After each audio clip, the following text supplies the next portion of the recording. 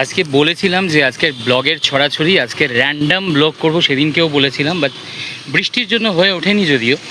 আজকে আমার মোটামুটি আমি টার্গেট অ্যাচিভ করে নিয়েছি। টার্গেট অ্যাচিভ করার পরও আজকে আবার নিজস্ব একটা কাজে যখন ব্লগ হয়েই গেছে, ভাবলাম যাই একটুকুনি শপিং করে আসি। তো সেই শপিং করতে এসেই একটা জিনিস আমার চোখে পড়লো। এখানে আমাদের আগে যেমন এসবিএসটিসি, সিএসটিসির যেমন যে স্ট্যান্ডটা ছিল, যেটা পুরনো স্ট্যান্ড, যারা ধর্মতলায় জানো এই জায়গাটা, তারা জানো মোটামুটি। এখানে একটা আমাদের সিএসসির একটা স্ট্যান্ড ছিল, ঠিক আছে? তো সেই ওর স্ট্যান্ডটাকে অনেক দিন আগেই উঠে গেছে। আজকে আমার হঠাৎ করে চোখে পড়লো যে একটা খুব সুন্দর এসবিএসটিসি বা সরকারি বাস স্ট্যান্ড বলে পরিবহন দপ্তর পশ্চিমবঙ্গ সরকারের তরফ থেকে একটা বাস স্ট্যান্ড করেছে। আমি বাস স্ট্যান্ডটা দেখাই, খুব সুন্দর বাস স্ট্যান্ডটা করেছে।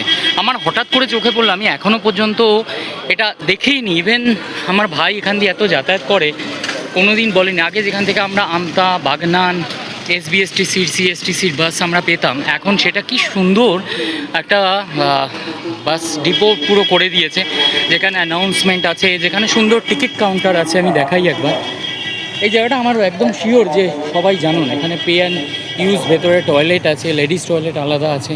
আর টিকিটের জায়গাটা আমি শুধু দেখাই, টিকিট কাউন্টার দেখো, এইটা কিন্তু নতুন, এটা কিন্তু হয়নি। কিন্তু এই যে নতুন, এর মধ্যেই বাস স্ট্যান্ডের অবস্থাটা আমি দেখাই শুধু। মানে এগুলো তো লোকজনের করা, তো লোকজন নিজেরাই ঠিক নয়, আমরা কী করে পরিষ্কার পরিচ্ছন্ন রাখবো? এই তো যেখানে বসছে সেখানে কাচরা করে রেখেছে। এখানে আদারওয়াইজ বাস স্ট্যান্ড খুব সুন্দর হয়েছে, খুব সুন্দর। এখানে মেট্রো যে গ্রিন লাইন, সেই মেট্রো গ্রিন লাইন থেকে বেরোনোর গেট থেকে বেরিয়েই একদম বাস স্ট্যান্ড। আর টিকিট কাউন্টার আমি দেখাচ্ছি, খুব সুন্দর টিকিট কাউন্টার করেছে এসবিএসটিসি, পুরো টিকিট কাউন্টার সুন্দর। ওপরে শেড আছে, যেগুলো আগে ব্যবস্থা ছিল না। এখানে শেডের নিচে দাঁড়িয়ে আরামসে টিকিট কাটতে পারবে। ইভেন যদি কোনো ঝড় বৃষ্টি হয়, সেখানে কোনো প্রবলেম হবে না।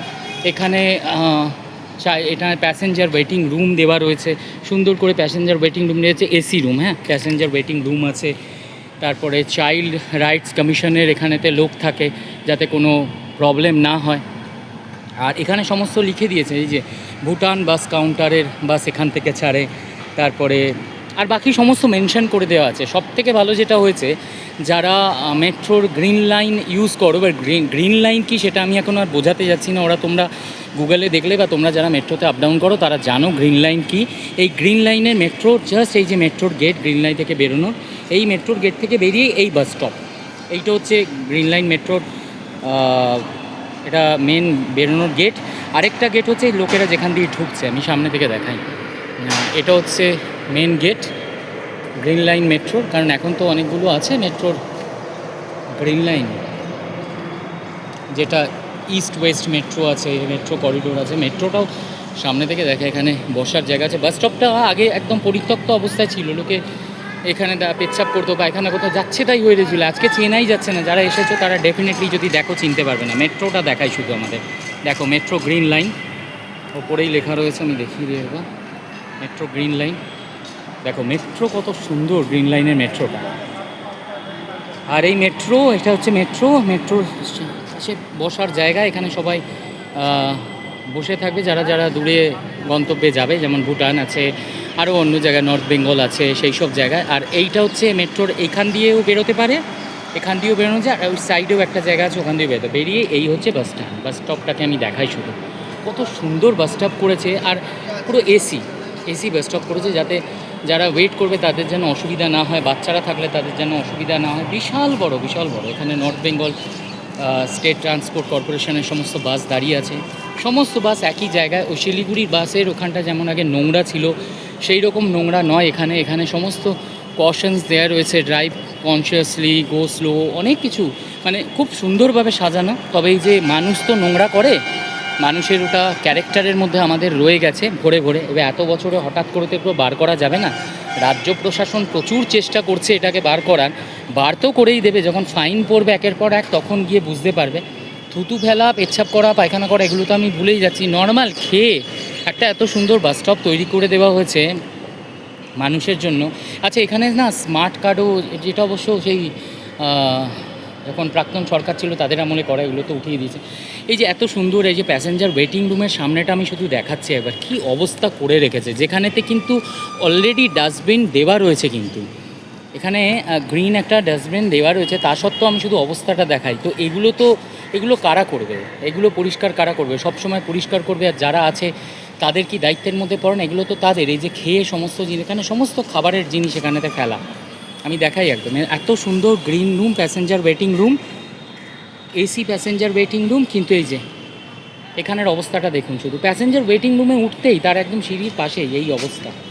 এই যে এখানে যেখান থেকে টিকিট কাটছি সেই টিকিট কাটার এখানের অবস্থাটা দেখুন, কি অবস্থা এখানে। এখানে আর কি কিছু বলার নেই। আমরা নিজেরা কোনোদিন চেঞ্জ হব না, ওই জন্যই এইসব ফাইনের ব্যবস্থা করা হচ্ছে, যাতে মানুষ এবার ঠিকঠাক রাস্তায় আসে। চাপ পড়লে বাপ বলে, সেইটাই এই জন্য করা হচ্ছে, আর কিছু না। আর এই সারো মেয়েদের জন্য ভালো হয়েছে, খুব ভালো একটা জায়গা। বৃষ্টিতে এরা ভিজবে না, সুন্দরভাবে রোদে এরা পুড়বে না, খুব ভালো। কিন্তু এরা তো ঠিক আছে, মানুষের নিজের সচেতন হওয়াটা খুব দরকার। চতুর্দিকে এটাও বাস স্ট্যান্ডের দায়ী নয়, মানে আমরা আসছি, আমরা খাচ্ছি, এখানে সেখানে ফেলে যাচ্ছি। ফাইন, ডবল ফাইন করলে তবে গিয়ে যদি এটা ঠিকঠাক আসে। তো প্রশাসনকে আমি বলবো যে এত সুন্দর বাস স্ট্যান্ড করেও মানুষ কিন্তু এটাকে ঠিক রাখছে না, মানুষ কিন্তু এটাকে ঠিক রাখেনি। এই যে যেখানে বসেছে সেখানে আমি জায়গা দেখাই, কী অবস্থা। এখানে মানুষ বসে থাকে, এইখানটা সমস্ত বসার জায়গা আছে গাছতলা, যেখানে যা খেয়েছে মানুষ সেখানেতে ফেলে রেখে গেছে। এখানে চায়ের কাপ, এই যে আমরা কি মানুষ না মানহুস? আমি শুধু দেখাই এখানেতে, যেখানে আমরা বসেছি সেখানেই খেয়েছি, সেখানেই ফেলেছি। ফাইন একদম মাস্ট, জরুরি। সেটা সেপ্টেম্বর থেকে যেটা আমাদের হওয়ার কথা সেটা না করে আরও তাড়াতাড়ি যেন ফাইন করা হয়, আর যেন ডবল ট্রিপল ফাইন করা হয়। তবে গিয়ে এই যে মেস আপ, এইগুলো যদি ঠিকঠাক হয়।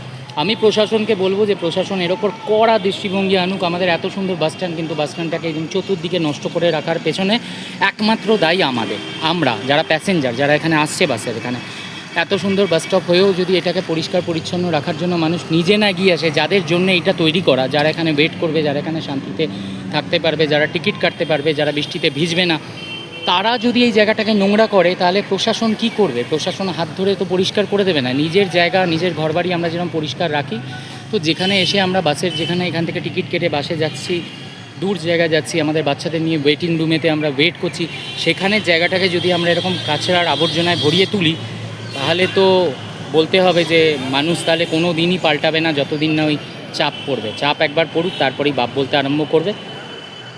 খুব সুন্দর, রাজ্য সরকারে আরও একবার ধন্যবাদ। এটা জানি না যে প্রাক্তন সরকারের সময় করা হয়েছে, কিন্তু খুব সুন্দর অনবদ্য একটা জিনিস, আর খুব অর্গানাইজড, খুব ভালো লাগলো। আমাদের শিলিগুড়ি যে পুরনো বাস স্ট্যান্ড, তার থেকে তো অনেক অনেক গুণে ভালো, কিন্তু মানুষ ভালো না, তাই জন্য এটা ভালো থাকেনি। তো আরেকবার দেখিয়ে দিই, তোমরা যারা যারা জানো তারা তো জানোই, যারা জানো না তাদের জন্য নতুন এই ব্লগটা থাকলো।